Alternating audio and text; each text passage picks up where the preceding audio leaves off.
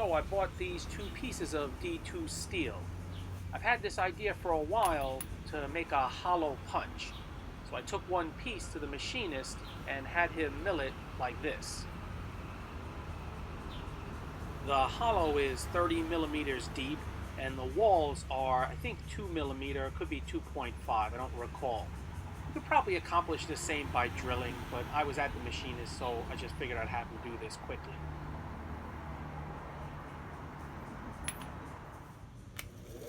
So I was trying to explain to the machinist what I want to accomplish is that I want to make a hollow punch for punching out eyes, to remove material, a lot of material, and then see if maybe that's a little bit easier.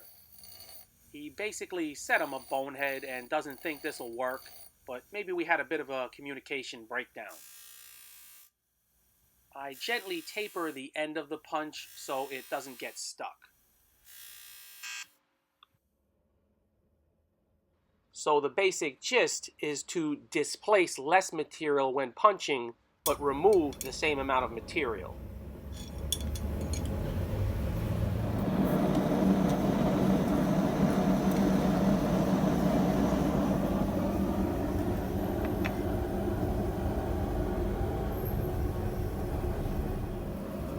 This is a piece of 1.25" medium carbon.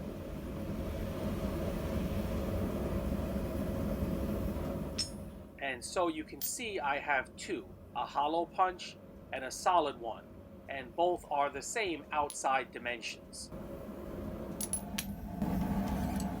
For the first heat on each side, I'm just going to take it nice and slow and make sure I'm lined up on my marks.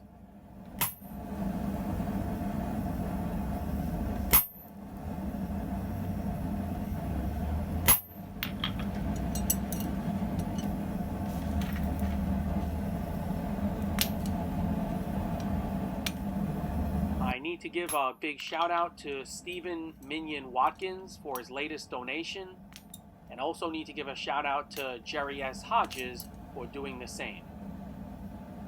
Also, I need to give a big shout out to John Bates for becoming my latest recurring PayPal supporter. I couldn't do it without you fellas, and I mean that. Thanks very much.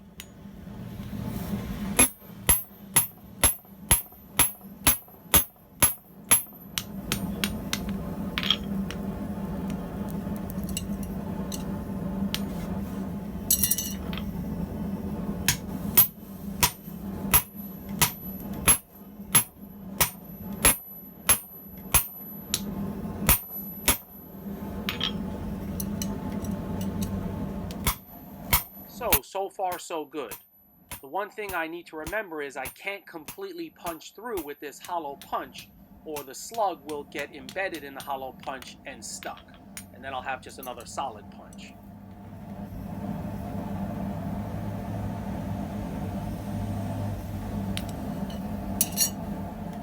I'm impressed with how the hollow punch is holding up.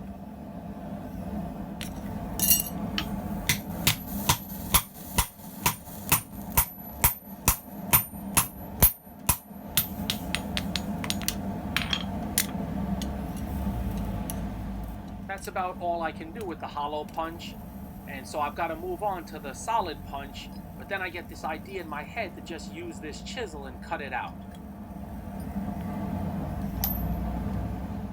It's not a big deal, but I should have just used this solid punch and punched over a hole.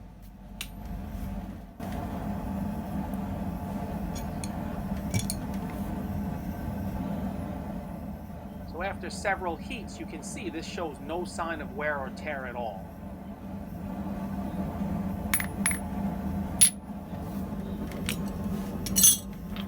So this is where I started to stink up the joint. Stephen B will know what I'm talking about. So I go from the chisel to a slot punch, thinking, yeah, this will work even better. When all the while I should have just used the solid punch that I specifically made. Would have just taken one heat or two heats and it had been done. Blacksmithing, no matter your level, is a constant learning process.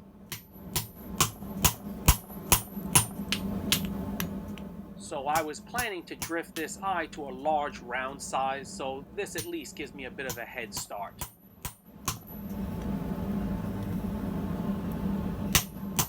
I know there'll be people who say, wow, I could have done this in one heat.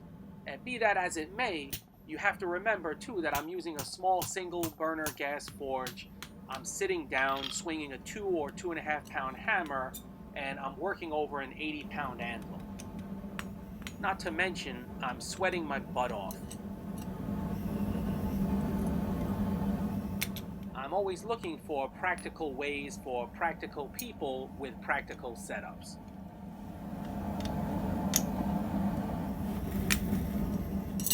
Should have just used this solid punch over this open space right from the get-go. That's a pretty good sized chunk that's removed, and that can help facilitate making a much wider eye.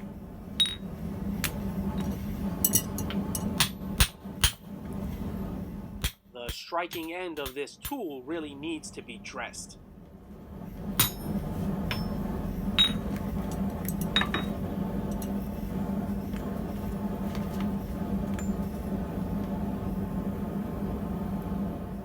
I want to step this round eye up to 1.25 inches.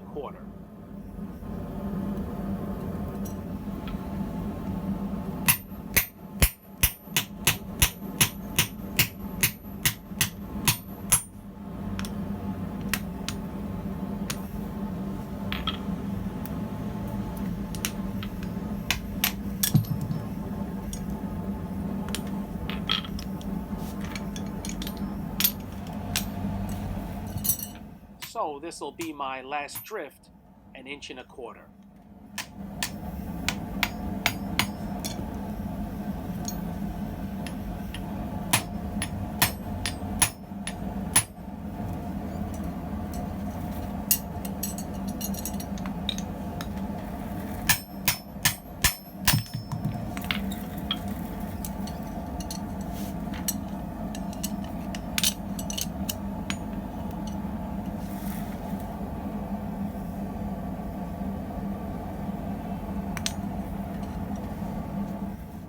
I see a lot of potential in this hollow punch for certain uses.